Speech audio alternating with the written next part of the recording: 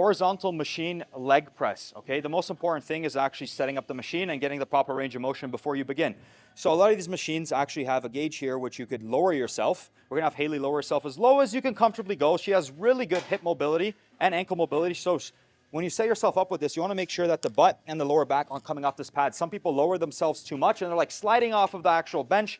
No go. So you'd have to adjust yours a little bit higher. Hers is really good. Now in terms of foot placement, ideally where your femurs go into your hips. You could bias this a little bit more for quads and glutes. So for glutes, her feet would go higher on the implement and wider to target more of the glutes. If they want to be more quad focused, lower and closer as well, because that's going to maximize more knee flexion, which is more quads. And if her feet go higher and wider, more hip flexion, okay?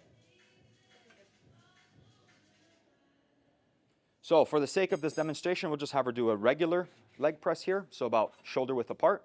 She's going to begin the movement by pressing with her feet, but not hyperextending as she finishes the movement, keeping the weight locked in on the muscles. She's holding down on the actual handles to create as much stability as possible, controlling herself down, making sure the machine doesn't hit, slight tension on the muscles, pressing up through. Let's do one more repetition. As she's controlling herself down, her foot does not come off of the actual implement. Her heels are not coming off, they're fully planted. She's pushing through her heels and through her toes, making sure that both of those are making contact. We'll have one more repetition, nice and controlled, pausing and pressing up.